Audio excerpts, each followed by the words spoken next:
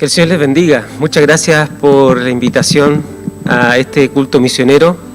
Sabemos que es muy importante siempre estar en las misiones. Somos una iglesia, alianza cristiana y misionera. Así que le damos las gracias al Señor por eso. También quiero darle las gracias a las personas que me invitaron, al pastor Jaime, hermano Hugo, que también me contactó, también a ¿quién más me contactó por ahí? Alguien más me contactó. Joaquín. Bueno, vengo también con mi esposa, Susana, mis hijos, Renato, Julieta, que me acompañan en el día de hoy. Y la verdad es que entusiasmado también por estar acá. Sin duda que es un tremendo desafío poder también predicar su palabra. Voy a poner el cronómetro porque me dijeron que tenía un tiempo limitado, así que para no pasarme. Bueno, si nosotros vamos hoy día a hablar de misiones, generalmente yo podría contarles muchas cosas que quizás he pasado por ahí en algunos lugares, pero la verdad es que cuando nosotros hablamos de las misiones, sin duda que tiene que ver específicamente con la palabra de Dios. Es la que no tiene que, ¿verdad?, tocar nuestro corazón. Hoy día quiero hablar sobre el mensaje de Jesús. ¿Cuál es el verdadero mensaje de Jesús y que está plasmado ahí en la Biblia? Si saliéramos nosotros a la calle y le preguntáramos a la gente quién es Jesús, probablemente por respuestas nos dirían que fue una especie de Che Guevara por ser un revolucionario o un reformador social. También nos dirían que fue un extraterrestre y que un ser de otra galaxia. Otros nos dirían que fue el marido y el amante de María Magdalena. Sobre todo si usted ha leído o ha visto la película El Código Da Vinci. O tal vez que fue el creador de una religión y que el que entraba estaba asegurado y con un pasaje hacia el cielo. ¿Ha escuchado eso alguna vez? Varias veces, ¿verdad? Ninguna de estas respuestas nos demuestran quién realmente fue Jesús, cuál fue su mensaje y lo que quiso instaurar en la tierra, y por lo demás son respuestas completamente incorrectas. La palabra de Dios dice otra cosa. Y quiero invitarle a que veamos en un contexto en cual, ¿verdad?, Jesús comenzó a predicar su mensaje, un mensaje en el cual va a tocar el corazón de las personas, porque ese es el mensaje de Jesús, el que está impregnado en nuestros corazones. Y si hablamos de misiones, sin duda de que estamos preparados o nos estamos preparando para eso. Nuestra hermana decía, todos somos misioneros, porque en definitiva somos los que portamos el mensaje de Jesús. Y allí en Lucas, capítulo 3, si usted me puede seguir ahí en Lucas, capítulo 3, versículos 1 y 2, vamos a ver el contexto en el cual Jesús comenzó a predicar su mensaje. Lucas, capítulo 3, versículo 1 y 2. Si lo encontró, diga amén, y si no lo encontró, diga misericordia, Señor. Misericordia, Señor, por favor. Vamos a leer Lucas, capítulo 3, versículo 1 y 2.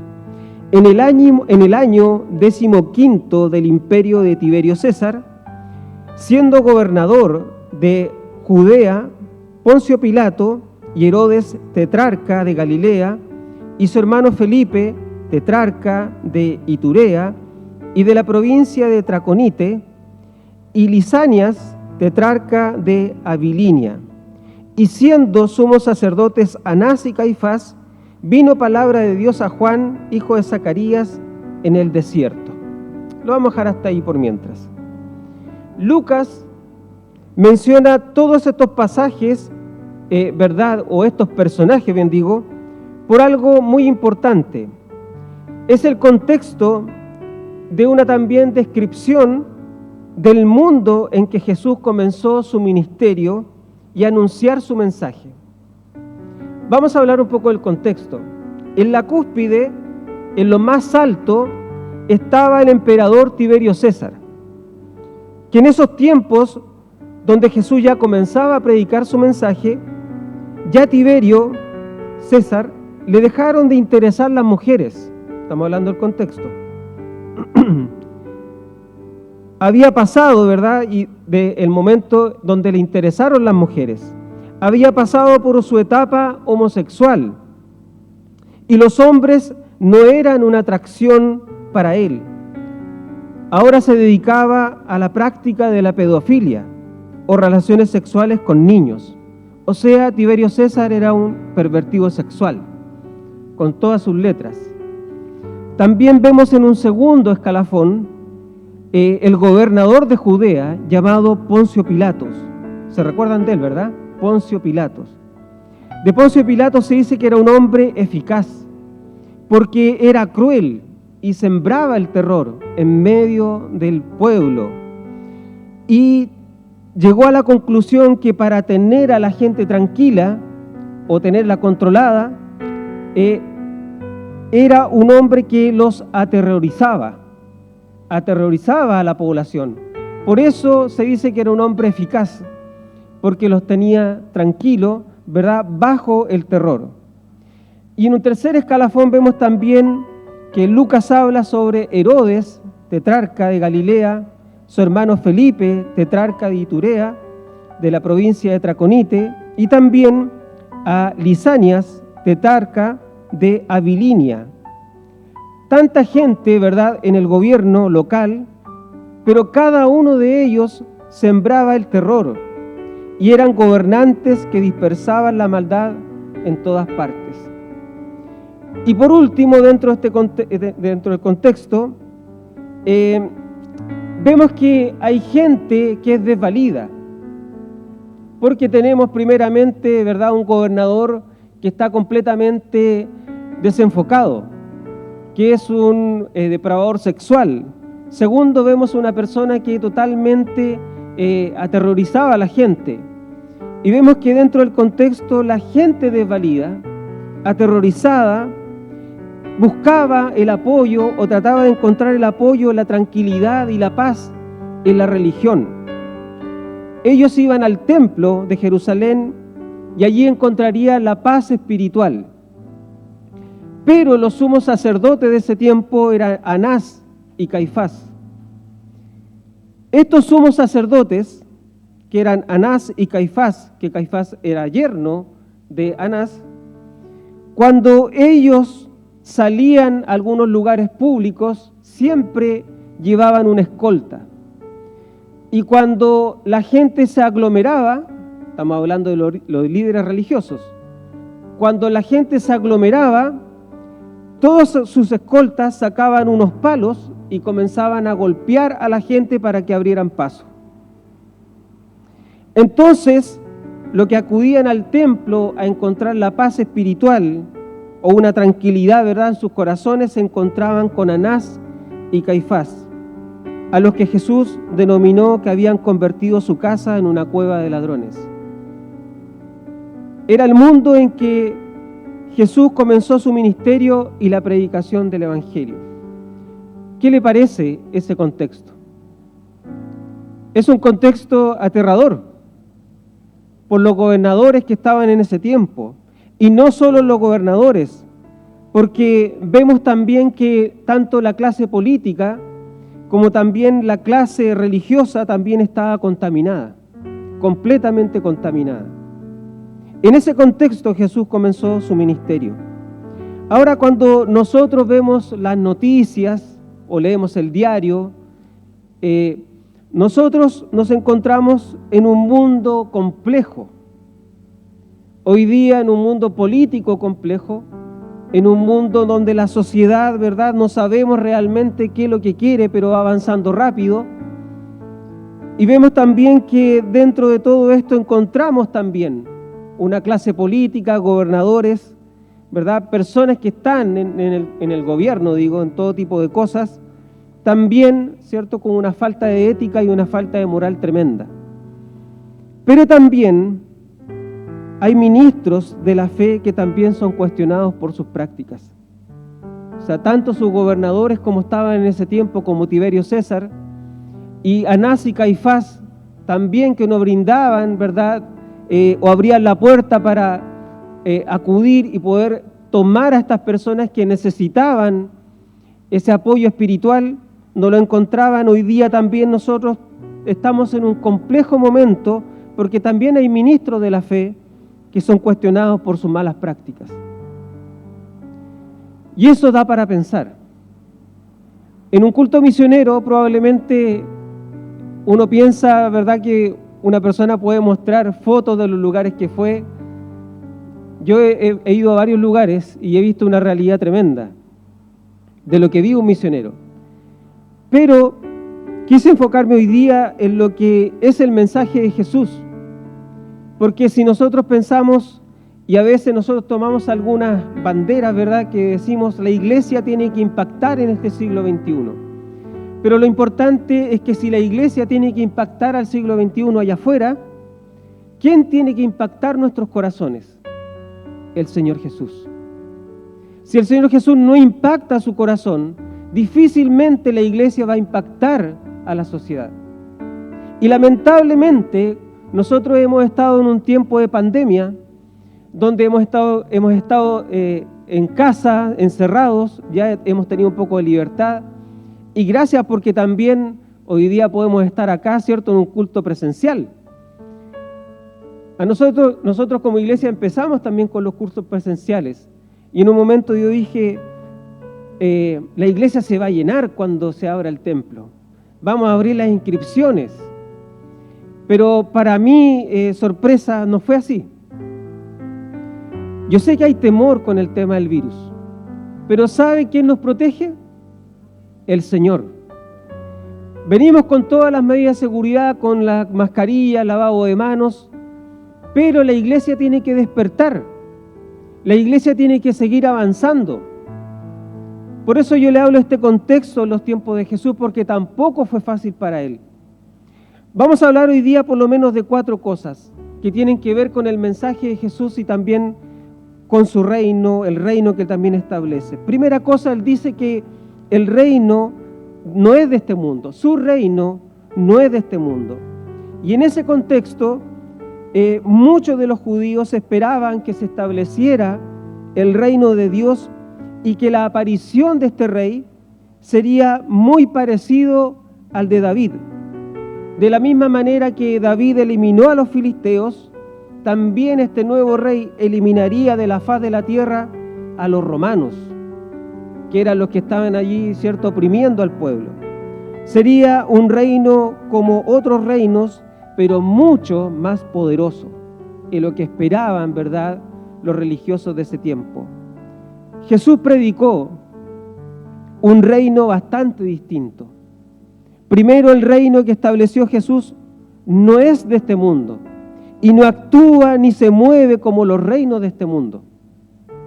Y vamos a leer allí en Juan capítulo 18, por mientras usted busca allí, hay una conversación muy interesante que tiene el ya nombrado Poncio Pilato cuando llevaron a Jesús, ¿verdad?, delante de él, y hay cosas que a Poncio Pilato no le cuadran y quiere saber qué tipo de reino está anunciando Jesús. Allí en Juan 18, versículos 33 en adelante, vamos a leer, y dice: entonces Pilato volvió a entrar en el pretorio y llamó a Jesús y le dijo: ¿eres tú el rey de los judíos? Jesús le respondió: ¿dices tú esto por ti mismo o te lo han dicho otros de mí? Pilato le respondió: ¿soy acaso judío? Tu nación y los principales sacerdotes te han entregado a mí. ¿Qué has hecho? Respondió Jesús: mi reino no es de este mundo. Si mi reino fuera de este mundo, mis servidores pelearían para que yo no fuera entregado a los judíos, pero mi reino no es de aquí. Le dijo entonces Pilato: luego eres tú rey. Respondió Jesús: tú dices que yo soy rey. Yo para esto he nacido y para esto he venido al mundo, para dar testimonio de la verdad. Todo aquel que es de la verdad oye mi voz. Le dijo Pilato: ¿qué es la verdad?, le pregunta Pilato. Vamos a dejar hasta ahí. ¿Qué es la verdad? Las preguntas que tiene Pilato son de un hombre que está probablemente confundido, porque la clase política, los sacerdotes de ese tiempo, llevan o envían a Jesús a Poncio Pilato. Pilato no sabe qué hacer porque es un rey el rey de los judíos, no sabe cuál es el reino que está representando, y le hace estas preguntas, ¿verdad? ¿Qué has hecho?, le pregunta Poncio Pilato. ¿Eres acaso tú el rey de los judíos? Y Jesús va respondiendo, ¿verdad?, que su reino no es de este mundo, no es como todos los reinos. Y la pregunta de Pilato, ¿verdad?, sin duda que nos demuestra que hay un hombre que está por allí confundido, pero sí sabe, ¿verdad?, o sabe querer saber por qué Jesús se declara rey. Y le pregunta, por lo menos en este párrafo, 2 veces, si era rey. ¿Por qué digo esto? Porque cuando Jesús habla, Él siempre va a establecer que su reino no es de este mundo. A Pilato le costaría mucho entender el reino. Y el reino en el cual está pasando, ¿verdad?, son aquellos que son capaces de destruirse. El reino que representa Poncio Pilato, Tiberio César y muchos otros reinos son capaces de entre ellos destruirse. Sus líderes religiosos, sus líderes políticos son capaces de destruirse unos con otros con tal de llegar al poder. Y Jesús dice allí y declara que este reino que Él representa no es de este mundo. Es un reino totalmente diferente. Totalmente diferente. Por eso es que la predicación de Jesús allí sale de todos los cánones posibles y por eso impacta el corazón de las personas. Porque recuerden muy bien que la clase religiosa, Anás y Caifás, está totalmente corrompida. ¿Dónde va a ir la gente a buscar la paz y la tranquilidad? No había dónde. También, como segundo punto, podemos ver también que Jesús anuncia que su reino ha llegado. Primero dice que no es de este mundo, y también dice que su reino ha llegado. Jesús está, ¿verdad?, en una historia. Vamos a leer Mateo 12, 24 al 28. Jesús está expulsando demonios. Sus adversarios teológicos no pueden creer lo que Jesús está haciendo. Estos adversarios teológicos, ¿verdad?, o teólogos, son estos fariseos que están buscando a ver dónde Jesús se equivoca. Y en este pasaje no pueden creer lo que Jesús está haciendo. Dice allí este pasaje de Mateo 12, 24 al 28, más los fariseos al oírlo decían, este no echa fuera a los demonios sino por Belcebú, príncipe de los demonios. Sabiendo Jesús los pensamientos de ellos, les dijo, todo reino dividido contra sí mismo es asolado, y toda ciudad o casa dividida contra sí misma no permanecerá. Y si Satanás echa fuera a Satanás, contra sí mismo está dividido. ¿Cómo pues permanecerá su reino? Si yo echo fuera a los demonios por Belcebú, ¿quién los echa de vuestros hijos? Por tanto, ellos serán vuestros jueces. Pero si yo, por el Espíritu de Dios, echo fuera a los demonios, ciertamente ha llegado a vosotros el reino de Dios. Como segundo punto, Jesús dice que su reino ha llegado. Aquí está echando fuera a los demonios. Una característica muy importante del ministerio de Jesús. Pero ¿qué es lo que dice? Los fariseos le dicen que Él es el demonio, que Él es el Belcebú, porque Él tiene los demonios en sí y es la única manera de expulsar los demonios. Y Jesús responde de esta manera, un reino dividido contra sí mismo está asolado. O sea, no puede Satanás expulsar a Satanás. Sería un error. Y Jesús dice, ciertamente, cuando Él dice que por el Espíritu Santo echa fuera a los demonios, dice, ciertamente ha llegado a vosotros, ¿qué cosa? El reino de Dios. El reino de Dios. El reino ha llegado y se manifiesta tocando el corazón de las personas, sanando enfermedades y transformando vidas a través del perdón de los pecados. ¿Usted lo cree? ¿Amén? Tenemos que creerlo, porque el reino es muy importante en este tiempo. Jesús predica, ¿verdad?, que su reino no es de este mundo, pero que su reino también ha llegado y que está entre vosotros, que está entre nosotros.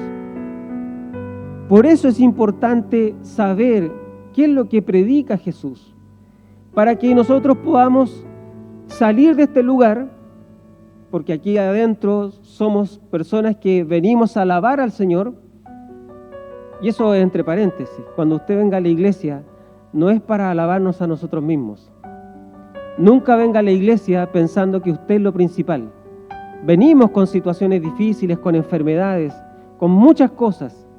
Pero para venir al templo, y como ya es su segundo culto, siempre venga a alabar al Señor. El Señor siempre tiene que ser honrado. El Señor siempre tiene que ser glorificado. Su templo está para eso, para glorificar al Señor. En el reino de los cielos, ¿verdad?, este reino que instaura Jesús, también dice quiénes entrarán en este reino. ¿Quiénes entrarán en este reino? Hay una parábola muy linda que es sobre el hijo pródigo. Ustedes la conocen. Está su padre, está sus dos hijos. El menor le pide la herencia al padre, se va, se gasta todo el dinero, e incluso come hasta con los cerdos. Piensa, ¿verdad?, que hasta los que trabajan con su papá están comiendo mejor. Le estoy resumiendo la historia muy rápido. Y regresa. Su padre parado en la puerta, siempre esperando que regrese su hijo. Y cuando lo ve, le dice a las personas que trabajan con él: preparen un banquete para mi hijo. Está su hijo mayor, que es el que se ha portado bien.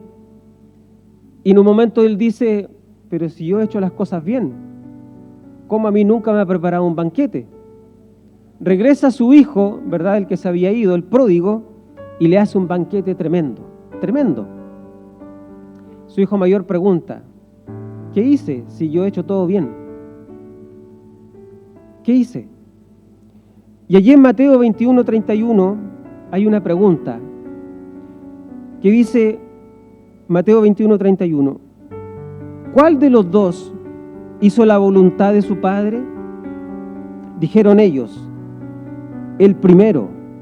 Jesús les dijo: de cierto os digo que los publicanos y las rameras van delante de vosotros al reino de Dios. Escuchen muy bien. Jesús les dijo: de cierto os digo que los publicanos y las rameras van delante de vosotros al reino de Dios. ¿Qué tipo de reino es este? Donde los publicanos y las rameras entran primero y no los religiosos. Esta gente era la que realmente sabe su condición. Estamos hablando del publicano, de una persona, ¿cierto?, que en ese tiempo ejercía este ejercicio, ¿verdad? Estas personas realmente saben su condición y no están escondiendo nada debajo. No están escondiendo nada debajo de la capa, ¿cierto?, de un súper religioso. Por eso es que Jesús está diciendo que los publicanos y las rameras van delante de vosotros al reino de Dios. El hijo pródigo se dio cuenta de su condición y regresó, sabiendo que no era nada. No como la condición de su hijo mayor, que él dijo: yo me he portado muy bien para que mi padre me premie. ¿Y por qué premia al que se ha portado mal? El hijo pródigo se dio cuenta en su condición que se había equivocado y entre su arrepentimiento regresó. Por eso la pregunta allí dice, bueno, ¿cuál de los dos está de manera correcta? Las condiciones, por lo menos hay dos condiciones frente al reino. Hay una situación donde nosotros podemos ver, y aquí queda clarísimo. En Lucas 18, versículo 9 al 14, hay algo muy importante, yo se lo voy a leer, que dice, y escúcheme bien, a unos que confiaban en sí mismos como justos, menospreciaban a los otros, dijo también esta parábola. 2 hombres subieron al templo a orar, uno era fariseo y el otro publicano. El fariseo, puesto en pie, oraba consigo mismo, de esta manera: Dios, te doy gracias porque no soy como los otros hombres, ladrones, injustos, adúlteros, ni aun como este publicano. Ayuno 2 veces a la semana, doy diezmos de todo lo que gano. Mas el publicano, estando lejos, no quería ni alzar los ojos al cielo, sino que se golpeaba el pecho diciendo: Dios, te propicio a mí, pecador. Os digo que éste descendió a su casa justificado antes que el otro, porque cualquiera que se enaltece será humillado, y el que se humilla será enaltecido. 2 formas: hijo pródigo y el no pródigo. Un hombre fariseo orando en el templo, que supuestamente a lo mejor estaba aquí adelante orando. El publicano estaba allá atrás. ¿Y cómo oraba el fariseo? Dios, te doy gracias porque no soy como los otros hombres, ladrones, injustos, adúlteros, ni como este publicano que está por ahí atrás. O sea, yo soy mejor porque soy un religioso, no soy un ladrón, no soy un hombre injusto, no soy adúltero. El publicano atrás, ¿verdad? Quizás arrodillado, sentado, muy compungido. ¿Qué es lo que decía? Estoy lejos, ¿verdad? No quería alzar sus ojos al cielo, se golpeaba el pecho y decía: sé propicio a mí, pecador, sé propicio a mí. No hay una condición más importante de saber, ¿verdad?, que somos pecadores, Usted y yo somos pecadores. El Señor tiene tanta gracia y tanta misericordia que un día, que hoy, un pecador como yo pueda también estar predicando su palabra de Dios. Eso solamente es gracia. ¿Qué es lo que sucede aquí? Los publicanos, ¿verdad?, eran los que estaban allí, como tenían un cierto enlace, ¿verdad?, con los romanos. El que quiere entrar en el reino tiene que tener la idea clara que no lo merece. Y tener cuidado con los que sí creen tener la entrada porque son más religiosos que otros. Cuidado con eso, porque aquí por lo menos vemos las condiciones para entrar al reino de los cielos. Cuidado con saber o entender que yo, siendo una persona que Jesús ha venido a mi corazón, yo me creo superior que otro que no tiene a Jesús en el corazón. En Romanos capítulo 5 Jesús dice: porque Cristo, cuando aún éramos débiles, a su tiempo murió por los impíos. Ciertamente apenas morirá alguno por un justo, con todo pudiera ser alguno osará morir por el bueno. Mas Dios muestra su amor para con nosotros en que, siendo aún pecadores, Cristo murió por nosotros. Cristo murió por nosotros. Hoy día el mensaje de Jesús es tremendo, porque cuando Él comienza su ministerio, recuerde muy bien en las condiciones que estaba la sociedad de ese entonces. Era una sociedad totalmente corrompida. La clase religiosa estaba completamente corrompida. Pensemos un poco lo que estamos viviendo en estos tiempos.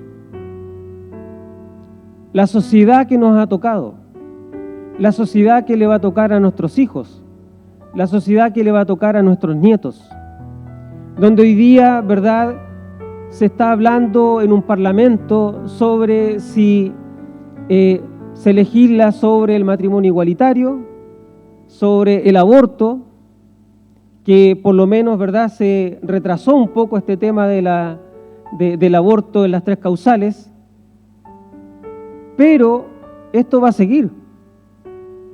Y nosotros no podemos ponernos una venda en nuestros ojos y decir, yo soy cristiano, tengo a Jesús en mi corazón y yo me aferro, ¿verdad?, estando en mi iglesia y solo allí.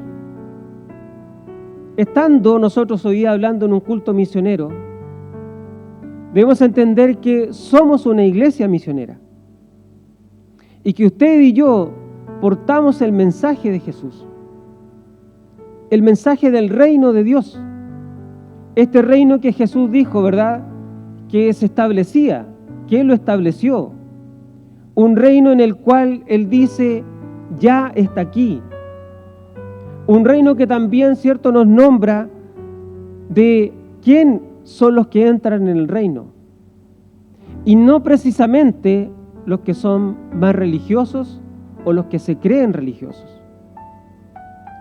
Las misiones no solamente tienen que ver con un misionero o una misionera que parte al campo.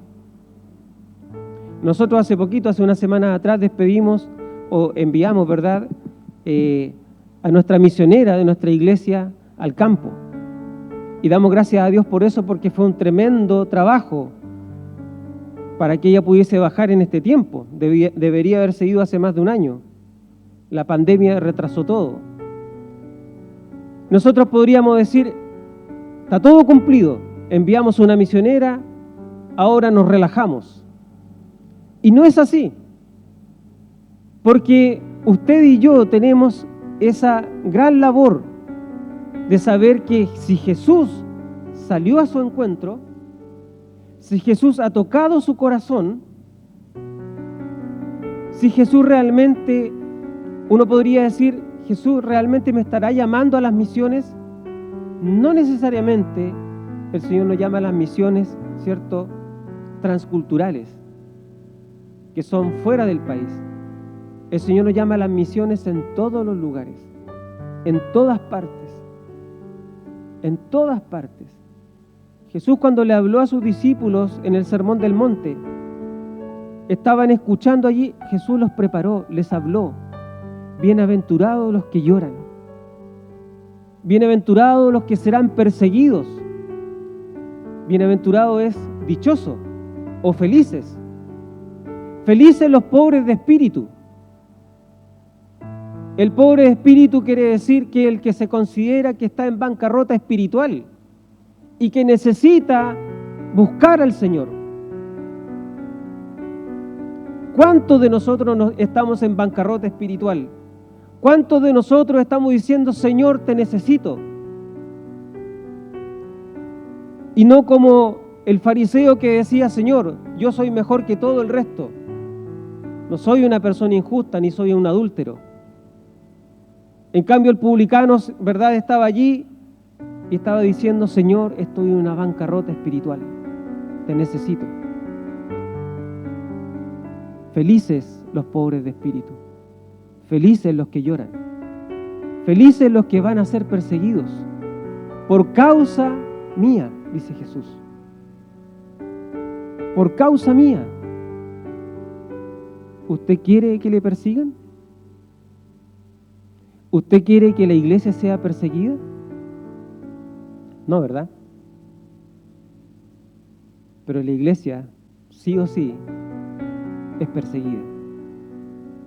Y mientras más se persigue, la iglesia más crece. Hermanos queridos, en esta mañana podía haber contado algunas historias, pero la verdad es que la historia más emocionante para mí es la de Jesús,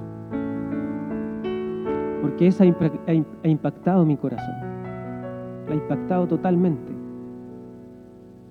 Yo antes de ser cristiano era un hombre que ni siquiera sabía quién era Jesús. A los 19 años me convertí y lo que hice fue predicarle a todo el mundo. Era lo que tenía. Era lo que el Señor puso en mi corazón. Por eso dije antes, solo por gracia y misericordia, una persona pecadora, ¿verdad?, puede estar predicando. Porque sí, ¿verdad?, me considero una persona en bancarrota espiritual, porque necesito todos los días de Jesús, todos los días del Señor. Solo no puedo. Y creo que la iglesia tampoco va a poder sola. Necesita que el Espíritu Santo nos guíe. Necesitamos que el Señor sea alabado en este lugar, glorificado. No venga a la iglesia para que usted sea lo principal. Venga a la iglesia para alabar el nombre del Señor, el que murió en una cruz por todos nosotros. Y que la iglesia, ¿verdad?, se abra cuando salgamos de ese portón, de esa reja, comienza la misión. Ahí usted comienza a ser un misionero. Si el Señor lo llama a las misiones, amén, aleluya. Gloria al Señor por eso. Pero las misiones comienzan saliendo de aquí. Amén. Vamos a orar. Vamos a orar al Señor. Dios y Padre Celestial, queremos agradecerte por este tiempo. Tú, Señor, eres tan misericordioso con nosotros. Gracias por tu amor. Gracias porque un día, Señor, tú saliste a nuestro encuentro, así como lo hiciste con Pablo, que cambiaste su vida. Así estamos nosotros también, Padre. Queremos, Señor, ser bienaventurados, queremos ser felices, porque estamos en una bancarrota espiritual, porque somos pobres de espíritu. Queremos ser felices también, Señor, porque lloramos también, porque te necesitamos. Queremos ser bienaventurados, queremos ser felices porque nos van a perseguir. Qué contradicción más grande, Señor. Pero gracias, Señor, porque tu mensaje y tu ministerio, Señor, comenzó también en una sociedad totalmente corrompida, donde también la clase política y religiosa estaba totalmente corrompida. Y hoy, Señor, te pedimos también que en este siglo XXI, donde vemos también que hay una sociedad corrompida que se ha vuelto contra ti, Señor. Se ha vuelto contra ti, Padre. Te pedimos perdón por eso, Señor. Y te doy gracias. Y pedirte para que la iglesia de aquí, de la Florida, también, Señor, pueda comenzar este trabajo misionero en sus corazones. Y que todos, Señor, podamos trabajar y anunciar el mensaje de Jesucristo. Te damos las gracias y te lo pido en el nombre poderoso de tu Hijo Jesús. Amén. Amén. Que Dios les bendiga. Muchas gracias.